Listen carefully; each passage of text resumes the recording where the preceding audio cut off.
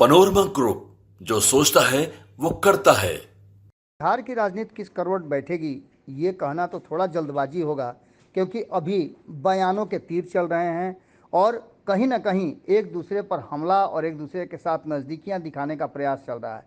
लेकिन इन सब के बीच में जो बिहार की राजनीति अपनी दशा और दिशा दिखा रही है, उसे देख करके लगता है कि बिहार में कुछ बड़ा होने वाला है। आपको बता दें कि जब से नीतीश कुमार एनडीए से बाहर होकर के महागठबंधन की तरफ गए हैं, तब से बिहार की राजनीति में एक नया बदलाव आया है।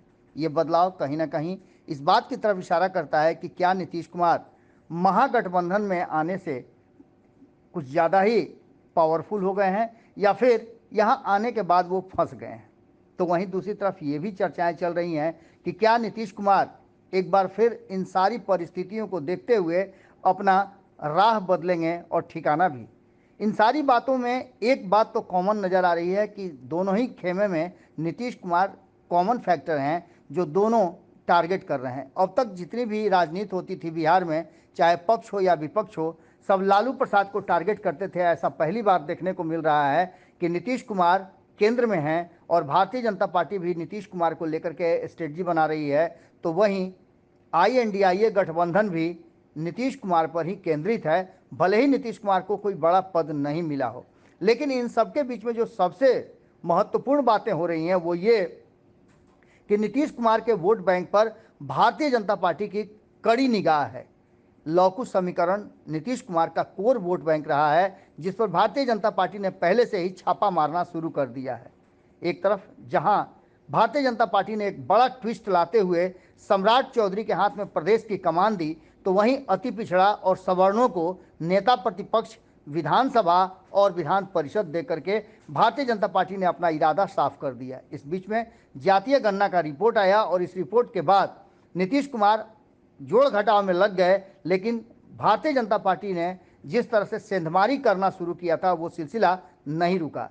लाख दावे के बावजूद ललन सिंह से पार्टी के भीतर हो रही टूट नहीं रुक रही है।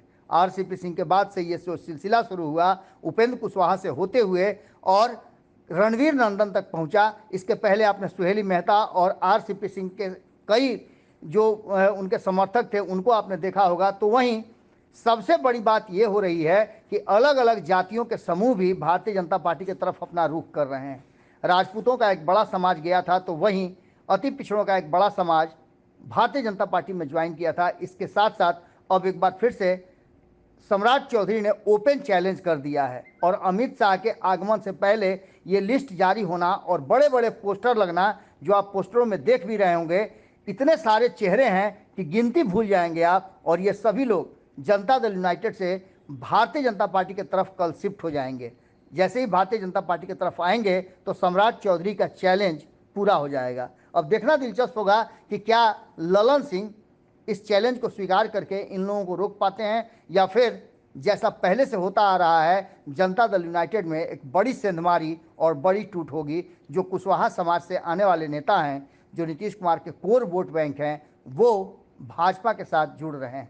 तस्वीरें देखिए और तस्वीरें देख करके आप समझिए और बताइए हमें भी कमेंट बॉक्स में कि क्या नीतीश कुमार पूरी तरह से अब चक्रव्यूह में फंस गए हैं।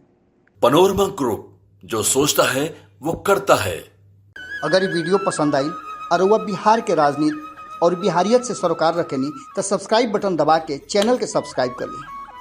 ओजे एगो घंटी बा, ओकरा बटन दबा देला से कुल सटीक और मारक खबर रुआ मुफ्त में मिल जाई।